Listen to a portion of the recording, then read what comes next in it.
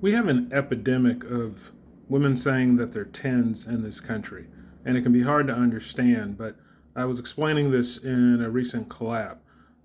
You look at women today and ask them their ratings, you'd expect a decent, no more than 10% of them to say that they're tens.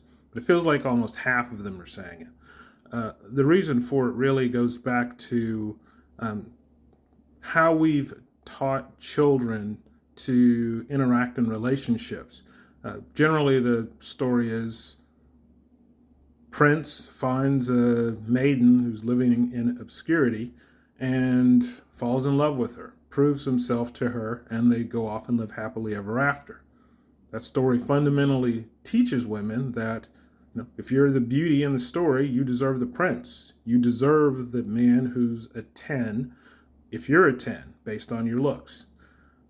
When women are saying that they're tens, they're not really saying that they believe that they look like tens. They know they don't. What they're saying is that they believe that they deserve a 10. And that's where the problems really start to occur. You could ask yourself, well, we've been telling that story forever. Why is it suddenly so different now?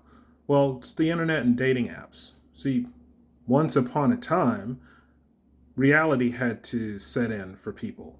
A woman would go to her high school prom, and the prom king didn't pick her to be his queen. He picked someone else. The captain of the football team didn't pick her to be his girlfriend. He picked someone else. There were lots of cues that helped everyone to understand how they ranked.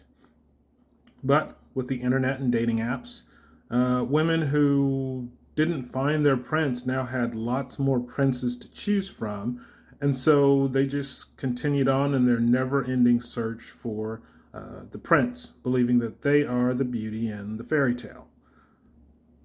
Women don't understand men's dating strategies completely, and men don't understand women's dating strategies completely. But here's something that isn't so hard to understand. Men have different standards for the women who they'd sleep with than the women who they would commit to. A man who's a 10 might sleep with a woman who's a 6 or a 5. He's not going to commit to her. The problem is that for the woman, she's intimate with a man who's a 9 or a 10, and now she thinks that that's her level when it's not for commitment. When we can better understand what's happening, then we can better adjust to the scenarios.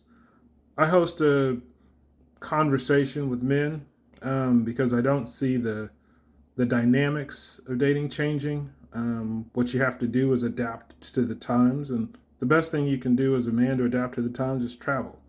Travel to some place where dating apps haven't dominated, where divorce rates aren't so high. Let's talk about that. It's the Last Good Man in Jersey signing out.